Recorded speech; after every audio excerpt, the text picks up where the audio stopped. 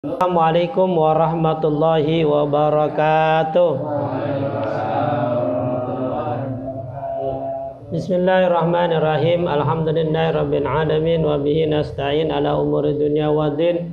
Wassalatu wassalamu ala asrofil anbiya'i wal mursalin wa ala alihi wa sahbihi ajmain, amma ba'du. Allahumma ahrijna min julumatil wahmi wa akrim bi nuril fahmi wa aftah alaina bi ma'rifatil ilmi wa ahsin ahlakana bil hilmi wa sahil lana abwaba fadlik wa ansur alaina min khazaini rahmatika ya arhamar rahimin. Walhamdulillahi rabbil alamin. Al-Mukaramin, para asatidz, para guru yang saya hormati, Ketua Majelis Ta'lim Albaniyah Bapak RT Asmawi beserta staf-stafnya, Bapak Mansur, Bapak Subagio, Bapak Haji Lili Jarkoni, Bapak Sadi, Bapak Asbulo, ada Bapak Dais, Bapak Mansur, dan juga Bapak Samsur Rijal, Bapak Ustadz Asmat, Bapak Subur, dan semua Majelis Taklim Jamaah Masjid Albaniyah rahimakumullah. Alhamdulillah, ya, kita bisa berkumpul di rumah Bapak Haji Junaidi beserta keluarga besarnya, yaitu khususnya anaknya Bapak Reja Juanda. Mudah-mudahan langkah kita dari rumah sampai sini catat sebagai amal baik. Amin. Yang kedua, berselawatlah kita kepada baginda Nabi Muhammad sallallahu alaihi wasallam dengan kalimat Allahumma shalli ala sayyidina Muhammad wa ala ali sayyidina Muhammad. Mudah-mudahan dengan selawat kita ini dibalas kelak di hari kiamat dengan syafaatnya. Amin ya rabbal alamin. Jamaah Majelis Ta'lim Albaniyah rahimakumullah, pada malam hari ini kita ada beberapa acara selain juga rutinitas kita, yaitu pengajian, juga Sahibul Bait Bapak Junaidi, yaitu anaknya Bapak Reza, memang mempunyai niat untuk mengisi rumah, ya, menempati rumah barunya, ya, karena memang tidak ada anjuran secara khusus bagaimana cara mengisi rumah, ya, tapi kita dianjurkan untuk bersyukur, ya, untuk bersyukur karena rumah itu kan memang tempat kita berlindung dari panas, hujan, dari segala angin dan lain sebagainya. Tidak hanya buat kita, tapi buat anak istri kita, bahkan buat harta benda kita. Makanya ketika kita memiliki satu rumah, itu sangat nikmat yang sangat luar biasa. Maka dianjurkan untuk bersyukur. Bersyukur terserah, mau cara apa saja, ya, terserah. Mau ngasihin duit orang sejuta didatengin, silakan. Memotong kambing, daging dibagiin, silakan. Ya kan, atau ngasih nasi box setiap orang dianterin, silakan. Atau cara seperti ini, mengundang orang kumpul kemari, dikasih makan, ya, dikasih berkat, itu juga merupakan bersyukur. Karena syukur itu memang sudah kita ketahui ada 3 syaratnya, ya, kita ucapkan, yakini dalam hati, dan kita amalkan dalam perbuatan. Nah, di antaranya apa diamalkan perbuatan? Ya, rezeki yang Allah berikan kepada kita, ya, kita pakai buat beribadah, ya. Jadi itu, bahkan memang ada sih dalam satu hadis yang mengatakan, ya, bacakanlah rumah kamu, ya, surah Al-Baqarah, ya kan? Kenapa disuruh baca surah Al-Baqarah? Ya, karena kata Nabi surah Al-Baqarah itu adalah Iqra'u jahrawain, bacakanlah 2 surah yang indah. Surah apa? Al-Baqarah sama Ali Imran. Ya, jadi surah Al-Baqarah sama Ali Imran. Karena sesungguhnya 2 surah ini nanti pada hari kiamat datang sebagai pelindung, seperti awan atau seperti sekelompok burung yang melebarkan sayapnya untuk melindungi orang-orang yang membaca surah Al-Baqarah dan Ali Imran. Maka rugilah bagi orang yang tidak membaca surah Al-Baqarah dan Ali Imran. Sesungguhnya surah Al-Baqarah dan Ali Imran itu membawa berkah, bahkan bisa melindungi si pembaca dari sifat-sifat jahat atau daripada sihir. Makanya rumah kita dianjurkan untuk membacain surah Al-Baqarah. Terserah caranya, mau baca dewek, nyuruh orang, atau mau disetelin ya kaset, yang penting bacakan. Itu ya. Yang pasti jangan sekali doang. Ya, jangan sekali doang. Rutin. Itu. Bahkan dalam hadis lain katakan, la taj'alu buyutakum al-maqabir. Jangan kau jadikan rumah kamu itu seperti kuburan. Ya, sepi. Karena sesungguhnya, ya bacakanlah surah Al-Baqarah, karena sesungguhnya setan akan lari dari rumah yang dibacakan surah Al-Baqarah. Jadi rumahnya yang angker, yang serem, bacain surah Al-Baqarah. Kalau duitnya hilang mulu, bacain surah Al-Baqarah tuh. Kalau yang ngambil tuyul, tapi kalau yang ngambil bini nggak bisa. Iya, baca surah Al-Baqarah, baca surah Yasin, Baqarah nggak bakal hilang, itu, ya kan? Karena yang ngambil bukannya tuyul, ya kan? Jadi bacakan surah Al-Baqarah. Ya, rumah itu kan dalam bahasa Arab artinya maskanun. Ya, diambil kata sakana yaskunu. Maskan artinya itu tempat tinggal. Sakana itu asal katanya adalah tenang. Makanya kita sering ngucapin semoga menjadi keluarga yang sakinah. Ya, sakinah itu tenang, bahagia. Jadi maskan itu tempatnya senang, bahagia. Ya. Jadi rumah itu benar-benar memang dijadikan tempat untuk kita berbahagia, tempat yang senang. Walaupun kita tinggal di hotel 3-4 hari kagak betah, tetap saja pengennya tidurnya di rumah. Kenapa? Walaupun rumahnya jelek, ya itu tadi maskan. Karena kalau tinggal di rumah itu hati tenang, senang, gitu ya.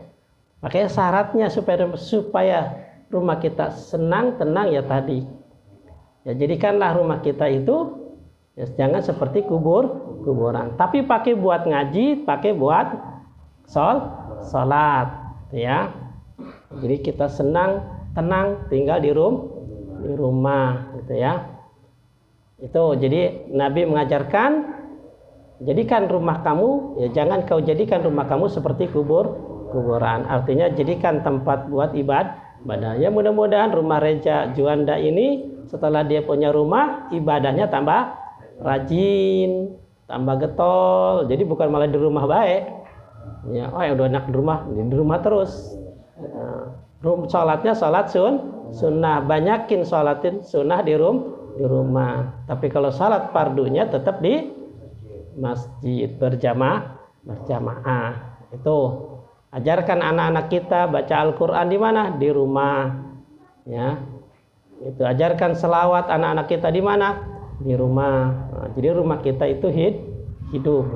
Berkah rumah kita menjadi berkah. Rumah yang berkah itu bukan yang perabotannya lengkap, tapi yang mana? Yang enak ditinggalin. Yang rumahnya dipakai selalu buat ibadah. Jadi ibadah gampang. Ya, itu rumah yang berkah. Rumah bagus hasil korupsi, ya nggak bakal tenang. Ya rumah bagus tapi hasil korupsi nggak bakalan tenang. Rumah bagus boleh hasil nipu, nggak bakal tenang juga. Ya rumah bagus ya boleh Spanyol tahu? Separuh nyolong. Spanyol separuh nyolong, nggak bakal tenang juga. Iya. Jadi nggak tenang juga, ya kan? Jadi rumah yang berkah itu, yang enak itu bukan salah satunya syaratnya bukan rumah yang bagus, yang lengkap, tidak, ya. Tergantung bagaimana kita menempati rumah itu. Yang kedua, ya sekaligus rumah ini kita jadikan untuk tempat pendidikan anak-anak kita, ya kan? Dikatakan madrasatul ula. Ibu adalah tempat sekolah pertama anak-anak kita. Di mana? Di dalam rumah. Maka jadikanlah rumah ini sekolahan buat anak-anak kita. Ajarkan anak-anak kita yang baik. Tidak hanya mengajarkan, tapi juga kita mencontoh mencontohkan kepada anak-anak kita. Nah, diantaranya apa? Ya ini diakekahkan. Ya diakekahkan. Bapak Ji Junaidi mengakekahkan anaknya Reja Juanda. Walaupun Reja Juanda sudah dewasa, ya sudah besar, ya tidak apa-apa. Ya tidak ada batasan umur untuk akekah. Kapan dia ada, silakan laksanakan. Tujuannya apa akekah itu? Akekah itu tujuannya adalah supaya anak mau berkorban dalam hidupnya, karena hidup ini perlu pengorbanan. Tidak ada cita-cita yang dicapai kecuali dengan pengorbanan. Apa yang dikorbankan? Ya kambing. Kalau perempuan 1, kalau laki-laki 2, dikorbankan kan? Maka kalau hidup pengen sukses, kita harus banyak berkorban. Di antaranya apa? Contohnya, kalau pengen kaya ya kerja, kalau pengen pinter belajar, korbankan tuh waktu main, korbankan waktu senang, tapi kita selalu bekerja keras. Itu namanya kan kita mengorbankan.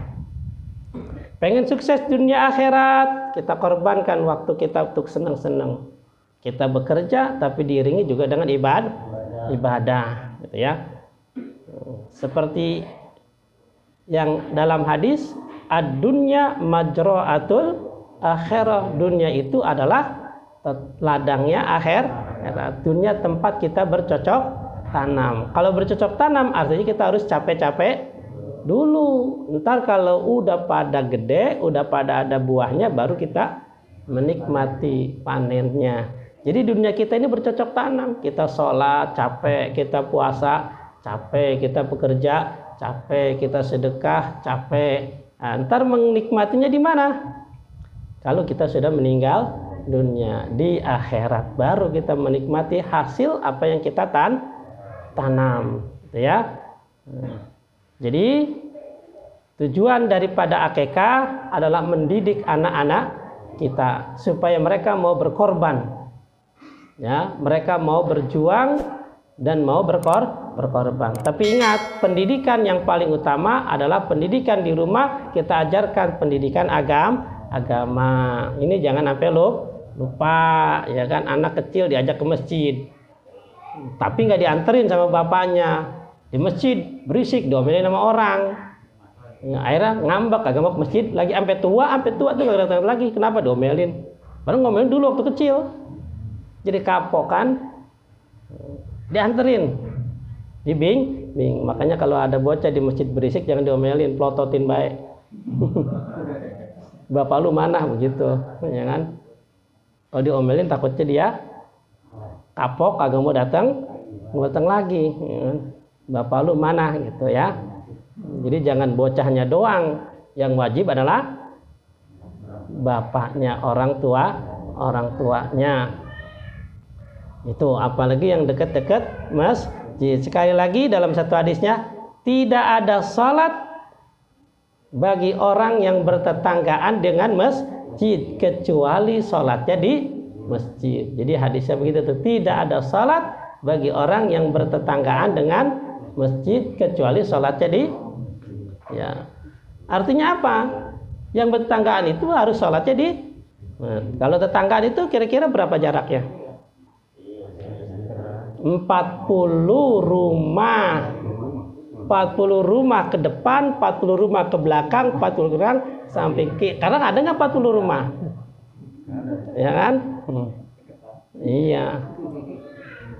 Artinya apa? Ya kalau kita kan nggak di rumah terus. Ketika lagi ada di rumah, berarti kita harus ke. Kalau lagi tempat kerjaan, jangan ke masjid kemari, kejauhan. Iya. Artinya ketika kita masih ada di rumah, berarti sholatnya di sana gitu. Ya, jadi biasakan sholatnya di masjid. Karena kata Nabi itu hadisnya, tidak ada sholat bagi orang yang bertetanggaan dengan masjid kecuali sholatnya di masjid. Ya. 40 rumah ya. 40 rumah itu berapa meter? Ini termasuk nggak nih? Oh masuk ini ya. Depan, belakang, samping kiri, samping kanan. Ya. Itu jadi rumah itu dijadikan sholatnya sholat sunnah bagi laki-laki, perbanyak. Nah, akikah juga ya, ini juga dalam rangka menjalankan perintah Allah, mendidik anak-anak kita supaya mereka mau belajar ilmu agama. Jangan lupa ajarkan mereka dari kecil, karena kalau udah gede repot. Ini yang banyak terjadi. SD disuruh ngaji, tapi udah lulus SD udah nggak ngaji lagi, ya kan? Udah susah lagi. Ini sangat berbahaya ya. Apalagi anak kita belum bisa baca Al-Quran, ini tambah dosa lagi orang tuanya. Bahasa Inggris kita peripatin, komputer kita panggil guru ke rumah, musik kita ajarkan, tapi Al-Quran tidak. Ini berbahaya, sangat berbahaya ya.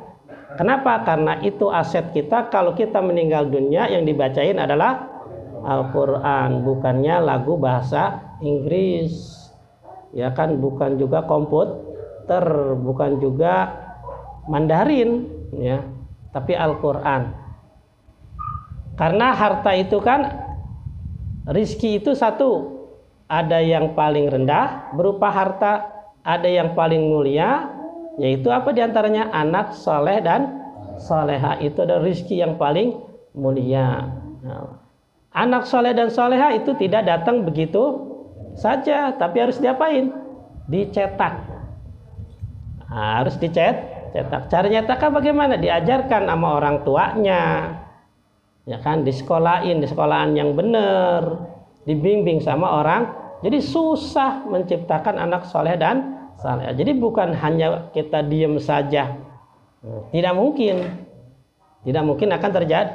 Harus diusahakan, bimbing, kita capek, kita duduk, kita suruh dulu dia salat, kita ajarkan mereka bacaan salat, kita ajarin dia baca Al-Quran, kita ajarin mereka salat tahajud, suruh kita ajarin puasa Senin Kamis, kita ajarin terus. Itu dalam rangka mendidik supaya anak menjadi anak yang soleh dan jadi bukan kita biarin saja, enggak.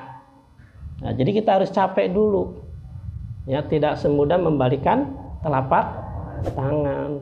Ada turut tangan dari orang tua. Jadi jangan diserahkan sebegitu saja kepada ke sekolah, apalagi sekarang sekolahannya online, ya kan? Jadi bocah itu baca buku, di dalamnya ada handphonenya, ternyata bukannya lagi baca buku, nonton film, ya kan? Kalau kurang pengawas. Jadi mari kita didik anak kita supaya menjadi anak yang saleh dan saleha. Di antaranya adalah diakekahkan, karena akekah mengajarkan anak untuk mau berkorban, itu ya. Nah, pada malam hari ini ya, saya bacakan satu pasal saja melanjutkan pertemuan kita yang minggu lalu, yaitu tentang masalah air. Ya, air itu ada 3 jenisnya kemarin. Ada air suci, mensucikan, ada air suci, tidak mensucikan, dan yang ketiga ada air najis atau air mutanajis. Air suci mensucikan, air yang masih murni, yang belum tercampur apa warnanya, baunya maupun rasanya, murni masih air, itu masih boleh.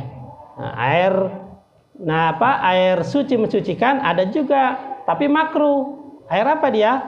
Air musammas, air yang terjemur oleh matahari. Nah, ada lagi yang kedua, air suci tapi tidak mensucikan. Apa? Airnya sudah tercampur oleh benda suci, seperti campur susu, kecampur teh, kecampur kopi, dan lain sebagainya. Itu air suci, boleh tapi tidak sah buat berpakai buat wudu dan mandi.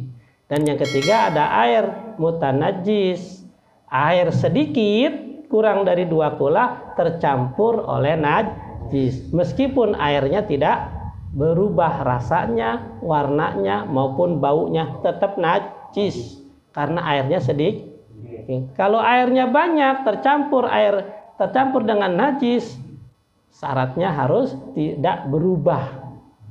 Kalau berubah salah satunya maka jadi najis. Walaupun airnya banyak, tapi kejatuhan bangkai tikus, tapi jadi bau airnya, maka jadi najis.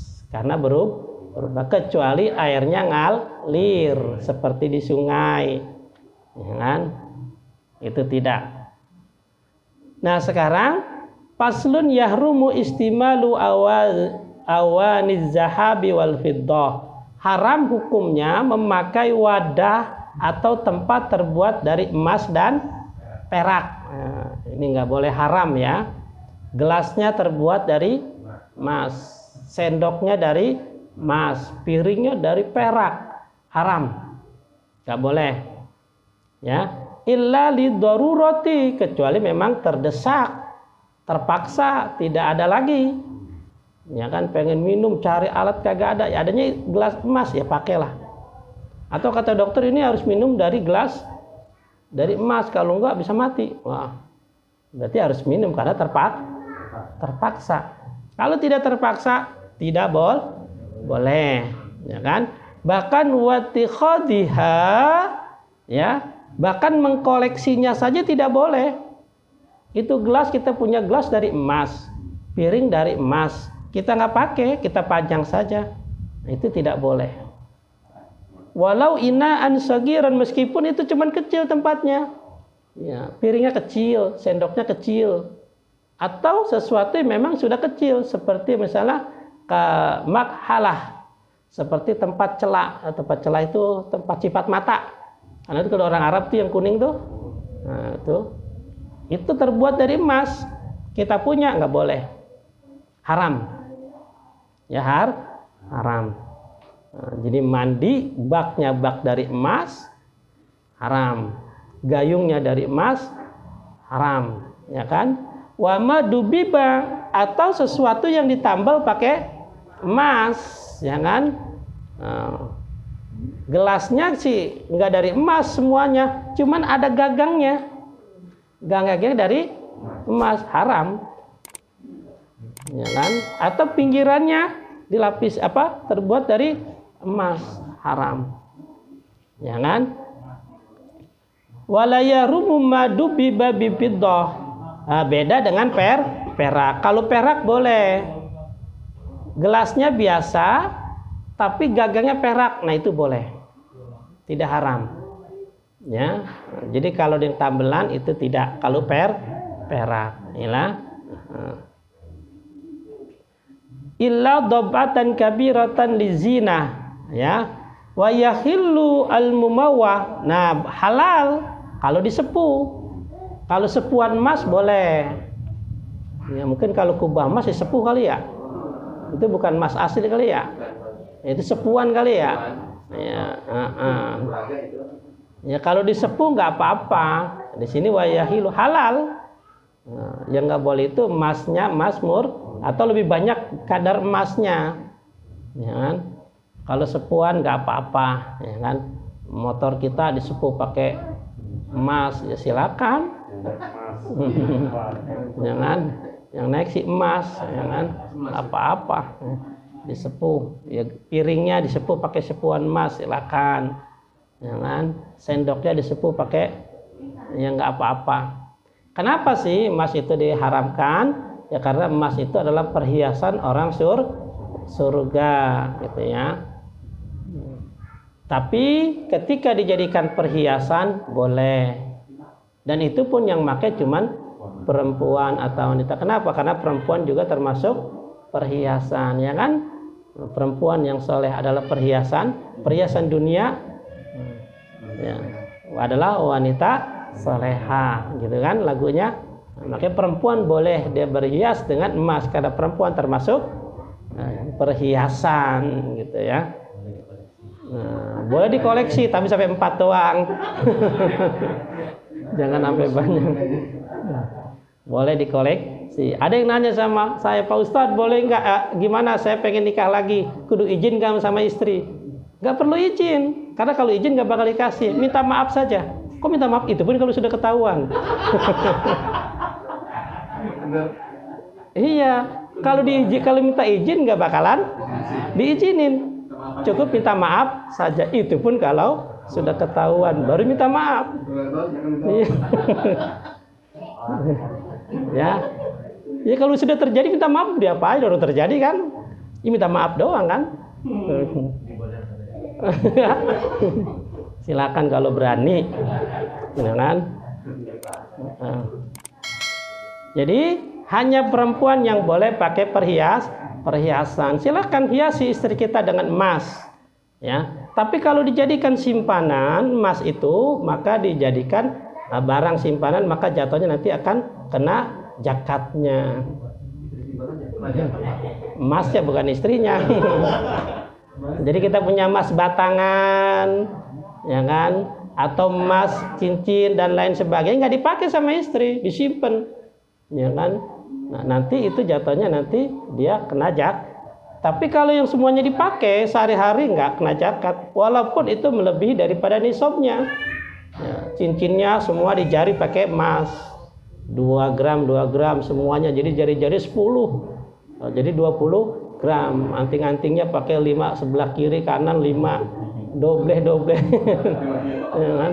Silakan lebih dari kadarnya, dari nasabnya, ya, dari ukur nisabnya nggak apa-apa, nggak bakal kena zakat. Kenapa? Karena dipakai. Yang kena zakat itu yang disimpan. Ya, tuh. Kalau disimpan, ya, beratnya itu kalau nggak salah 80 kilo. 80 kilo. Berapa gram, ya. 6 kilo mah itu mas tuur, mas warto itu mah. Ya. Ya, jadi kalau sudah ada terkena kadar dan juga sudah kena hitungan 1 tahun haul, maka dikenakan zakat, ya. Itu. Nah, sekarang paslun yusannu siwak, ya. Selanjutnya bab yang menjelaskan tentang siwak. Fi kulli halin wa yata'akkad lil wudu. Sunnah muakkad bagi orang yang mau wudu, silakan siwak dulu. Wasalati dan mau salat, likulli ikhramin setiap mau ihram, wa iradatul Quran atau membaca Al-Qur'an, wal hadis baca hadis, wa zikri mau zikir, wasfarar asnan atau ketika gigi sudah berubah menjadi kuning, sunnah untuk bersiwak, wa duhulul baiti masuk rumah, wal qiyami minan naum atau bangun tidur, atau wa iradatun naum atau mau tidur. Pokoknya sesuatu yang baik itu sunnah pakai siwak. Jangan, silakan. Jadi siwak itu ternyata manfaatnya sangat banyak, tapi banyak orang yang melupakan. Bahkan Nabi dalam satu hadisnya, kalau tidak memberatkan umatku maka siwak akan aku wajibkan, gitu ya. Karena takut ngeberatin, karena barangnya takut langka, makanya tidak diwajibkan tapi disunatkan, gitu ya. Pakai mau masuk rumah, mau tidur, mau baca Quran, mau belajar, ya kan, mau sholat, silakan. Atau ketika habis makannya makan jengkol, makan pete, nah, sunnah siwak, gitu ya. Wa yasulu bikulli hasanin, boleh pengganti siwak itu dengan sesuatu yang kasar, ila usbu, kecuali jari.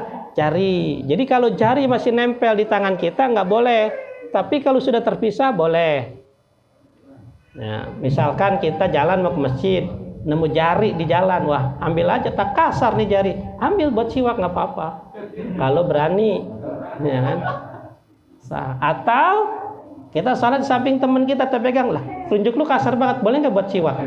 Kalau dia redo nggak apa-apa. Kenapa? Boleh dijadikan siwak sesuatu yang kasar, kecuali jari yang masih nempel di tangan kita nggak boleh. Kalau ini harus pakai orang lain atau jari yang sudah terpisah. Nah, di jalan raya nih kita mau ke musola At-Taqwa, bekas tabrakan jarinya copot. Nah, kebetulan kasar tuh jari, ambil aja kantongin, buat siwak lah nggak apa-apa. Jangan. Ya paling malamnya ditanyain. Ya. Jadi siwak itu ya, bahkan dalam hadisnya rakaataini bisilak khairun min sab'ina rakatan. Ya, 2 rakaat pakai siwak lebih baik daripada 70 rakaat tanpa siwak. Nah, itu ya. Nah, makanya beli siwak, pakai siwak, biasain. Emang kalau nggak biasa susah. Ya. Wal arak aula, yang lebih utama pakai kayu arak ya. Kayu arak itu yang ini nih, yang seperti saya bawa ini kayu arak ya. Ini biasanya orang pulang haji, pulang umroh ada, atau di toko-toko kitab ada, di toko-toko herbal juga ada. Makanya segera dapatkan siwak di toko-toko. Ya. Beli cuman murah, paling 10.000 kan. Tapi kalau saya bawa, saya jualin, terus saya bisnis saya yang jelasin tentang orang isi jualan itu cuma jualan begitu, ya kan. Makanya beli dewek baik ya. Kan pakai baju syar'i harus itu, tapi ustaznya bawa ya kayak tukang obat jadinya. Ya kan, dia besar ini begini-begini ya, dia tapi iya sekalian ya. Jadi beli dewek saja silakan, cuman 10.000 paling ya. Kalau seandainya kepanjangan potong 2. Wa yustahabu wa yustaka biyabisin. Nah, sunnah juga siwak itu dibasahin. Nah, kalau udah kering gini basahin. Nah, udah kering basahin gitu ya, supaya tidak kaku ya. Wa yustaka arodan, makanya dilebarin dari kiri ke kanan. Jadi sunnahnya lebar. Ya, jangan dari bawah ke atas atau ke atas ke, karena itu bisa merusak isit atau gusi. Jadi kiri kanan, bawah juga sama, kiri kanan kiri, dari kanan dulu ya, kanan kiri kanan, nah, kiri gitu ya. Sunahnya berapa? Ganjil, witron. Ya, diusahakan ganjil ya. Kalau 3 atau 5 atau 7 silahkan. Nah, habis itu dicuci ya kan. Besok dipakai lagi, begitu terus ya. Jadi untuk apa itu? Nah, faedahnya banyak. Nah, banyak sekali manfaat daripada siwak. Di antaranya menghilangi bau mulut, kedua juga bikin kuat gigi, gusi ya, yang sering sakit gigi mungkin bisa dipraktekkan pakai siwak ya kan. Yang giginya otek mulu ya silakan pakai siwak ya, supaya kuat. Nah, itu bahkan bisa mengeluarkan dahak sehingga dahak lancar dan menjadi lebih cepat daya ingat. Nah, itu jadi bisa mencerdaskan otak kalau sering pakai siwak. Nah, itu makanya manfaatnya banyak. Makanya Nabi sangat menganjurkan, tapi setan tidak senang. Makanya setan banyak ngumpetin siwak. Orang yang sering pakai siwak itu, atau orang yang belum terbiasa pakai siwak, itu siwaknya cepat hilang ya. Itu. Nah, jadi dianjurkan ketika kita mau wudu, nah, kita harus bersiwak dahulu gitu ya. Nah, paslun furudul wudu, bab yang menjelaskan tentang pardunya wudu. Wallahu alam bisawab. Nah, jadi minggu depan insyaallah kita akan membahas tentang pardunya wudu. Ya kan? Setelah kita air, terus kita bahas tentang wudu dulu ya. Mudah-mudahan menjadi ilmu yang bermanfaat. Mohon maaf lahir batin. Mudah-mudahan yang yang sakit Allah angkat penyakitnya. Memang yang enak ini Pak Ketua, ketika jamaah kita ada yang sakit, namanya ditulis aja dah. Kita baca lebih khusus, lebih dari 3 kali pertemuan nggak datang ya kita lihat begitu ya. Nah, jadi jangan nunggu masuk rumah sakit, jangan. Nah, jadi ketika dia udah 3 minggu kagak datang karena sakit, jenguk dah. Makanya kalau pengen dijenguk, makanya jangan datang 3, tapi pakai surat dari dokter. Iya, tapi ada surat dari dok. Gitu ya. 3 minggu pilek mulu. Ya, jadi mungkin ketika kita datangin itu menjadi obat buat yang sedang sakit. Jadi yang mudah-mudahan yang sedang sakit jamaah kita, orang-orang terdekat kita, orang tercinta kita, biar Allah angkat penyakitnya dan beri kesabaran buat yang sakit maupun yang mengurusnya. yang punya hajat biar Allah kabulkan hajat keinginannya, khususnya Bapak Haji Junaidi yang mudah-mudahan hajat keinginannya dikabulkan oleh Allah Subhanahu wa taala, keluarganya sakinah mawaddah rahmah, keturunannya salihin dan salehah, dan juga semuanya kita yang sedang usaha biar Allah mudahkan usahanya, diberikan rezeki yang banyak, yang halal, yang berkah, yang punya masalah biar Allah kasih solusinya, yang punya hutang biar cepat lunas hutangnya, yang belum pernah ke Mekah biar Allah berikan kesempatan untuk haji dan umroh, dan juga diri kita, keluarga kita, kampung kita, negara kita, mudah-mudahan Allah lindungi dari segala musibah, penyakit, bahaya, khususnya virus corona. Al-Fatihah. A'udzubillahi minasyaitonirrajim. Bismillahirrahmanirrahim. Alhamdulillahirabbil alamin arrahmanirrahim maliki yaumiddin iyyaka na'budu wa iyyaka nasta'in ihdinas siratal mustaqim siratal ladzina an'amta 'alaihim ghairil maghdubi 'alaihim waladdallin. Amin. Dari saya sekian, wabillahi taufiq wal hidayah. Assalamualaikum warahmatullahi wabarakatuh.